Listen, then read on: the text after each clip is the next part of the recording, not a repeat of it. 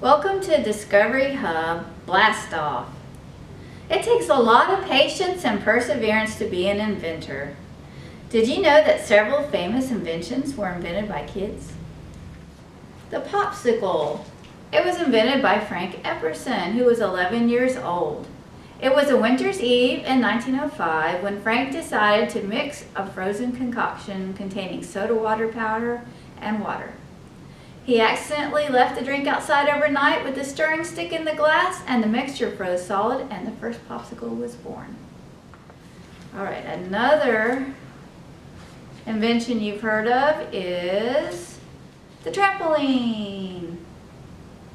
George Neeson invented the trampoline in 1930 at the age of 16. He came up with the idea after seeing some trapeze artists drop into a net near the end of their performance. He thought the act would be more exciting if they kept bouncing around, so he began working in his parents' garage.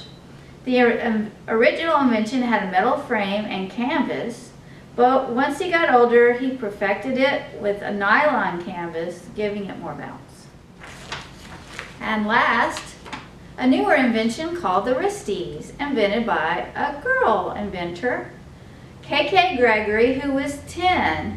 She was playing outside one day in the cold and her wrists began to hurt from the cold, so she decided to find a way to keep both her hands and wrists warm during the winter. In 1994, she invented wristies, fuzzy sleeves that can be worn underneath gloves to protect your wrist from the cold. She worked with her mom to get the idea off the ground, and now the product is sold worldwide. So now we're going to read about another kid inventor. His name is Jabari, and we're going to find out if he can invent a flying machine.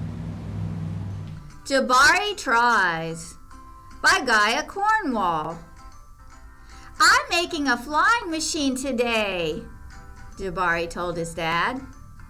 Wow, said his dad. Me, said Nika. My machine will fly all the way across the yard, said Jabari. It'll be easy. I don't need any help. Jabari built an excellent ramp. He put his flying machine at the very top. Whoosh, around, up it went, and crash. His machine did not fly. Maybe it's too heavy, said Jabari. Me, said Nika. Not now, Nika, said Jabari. I am concentrating. I need something to make my machine go up. He thought about how inventors have to use their creativity and how engineers and scientists work to solve problems. Jabari gathered up all his tools. He prepared his space. He sketched and planned. I think the ramp has to be big, Jabari said. Really big. After a lot of building and stacking and hammering and sticking, Jabari was ready. Zip, flip, swoosh, around, up, smash. Me, said Nika. Nika, don't. You'll break it. You know, I bet Nika would love to help out, said his dad. Jabari looked at Nika. I don't need any help, he said. What if you thought of her more like a partner, said his dad. Lots of great inventors have had partners. Me, said Nika. We'll try it out, said Jabari. Maybe we need more power, Nika, said Jabari. The engineers measured and mixed. Me, said Nika. Jabari handed his partner a stirring tool. Trickle pour, twist turn, bubble pop fizz, pow! Bash! Nothing is working.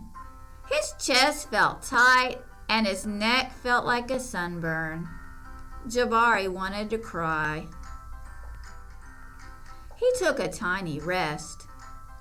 "Hey," said his dad, "I see you're really upset."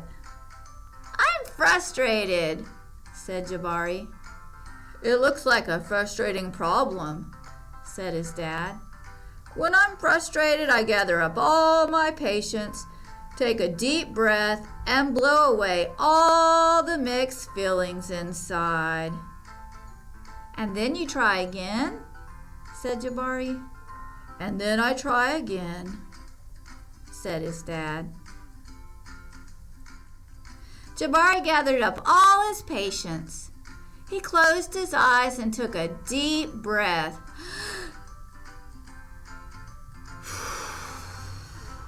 He blew away all his muddy feelings. He felt his body calm down. He felt his brain starting to work better. Nika squeezed his hand. "Let's try again," said Jabari. The partners thought and thought together. "Me," said Nika. "That's it, Nika," said Jabari. "Maybe we need better wings." They cut and glued and shaped and tied.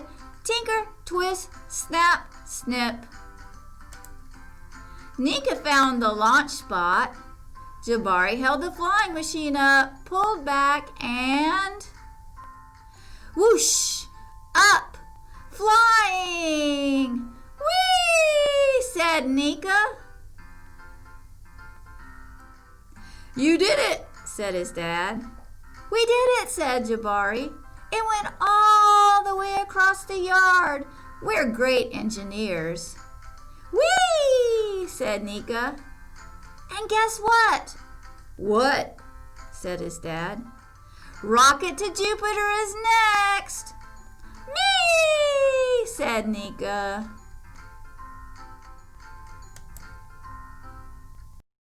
Hi, it's Rosemary from the South Columbus Public Library. Today, just like Jabari, we're going to try to make something that flies. People have been fascinated with flying, well, ever since there were birds, I guess. Today we're going to make a rocket straw. Really simple. You just need some paper tape and a couple straws. So let's get started. So the things that you'll need for your straw rocket are a pair of scissors, some tape, paper, and straws. Okay, so the markers are optional because you can choose to decorate or to leave it plain. Either way, it's still going to fly no matter what. So the first thing you want to do is you want to draw a rocket shape on a piece of paper. Basically, the little fins, you've got two little fins coming off, and you've got kind of a torpedo shape for the rocket. I experimented a little. That was my first one. You don't really need a template, but you can search it up if you need to print out a template. So after this, you can transfer it either to some lightweight paper or heavier cardstock. You just use your imagination, do whatever you like, go crazy. So after it's cut out, what we need to do then is to place the straw on the back. Now, I have two different size straws. One is the big one, like for bubble tea, and the other one's just a regular size drinking straw. Now, the beauty of the two different size straws is that they fit inside each other. So, you take your straw that you're going to put on the back of your rocket and you pinch it shut and you tape it shut. Okay? You don't need to fold it down, you just need to tape it shut. So one end has to be closed off. So when you put it on your rocket, the other straw will fit inside and it'll propel it. Okay? Well, you may not have two straws that fit inside each other, and that's okay. What we're going to do in that case is we're just going to make a little packet out of paper, close it off at the end, and your straw will still fit in there, and it'll still work when you go to launch. So I've just taken a plain old piece of paper and I just eyeball it that way. I did bend this one down a little because paper's easier, and I taped it off, and then I put it on the back of my rocket and attached it that way. Okay, so for this one you're going to have to crimp it up a little so that it gets the hole in there that you can put the straw inside. And then of course just attach it with some tape, and you'll see that your straw will still fit in there, and you can launch. Okay, so that's as easy as it is. Once you have the rocket ready to go, you can decorate, or if you want to decorate before, you can experiment with how long you make the inside tube, whether a short one will work better than a long one. You can also experiment on the angle that you place the straw for projecting the rocket. You can experiment with how far you can go. You could set up a target and try to see who can get their rocket closest to the target. You can do a number of things that are science related, but mostly we want you to have fun. So that's the bottle rocket. Okay, so now we're going to try our rocket straw and see how far we can make it go. You can experiment with the angle and how much air you put into it, but here we go. Thanks for watching. Hope you have fun with your rocket straws, and just remember, science rocks. For some more flying fun, why not check out a great book? These titles and more are available for checkout from the Chattahoochee Valley Library System. For more information on how to get a library card or check out a great book, please go to our website, www.cvlga.org.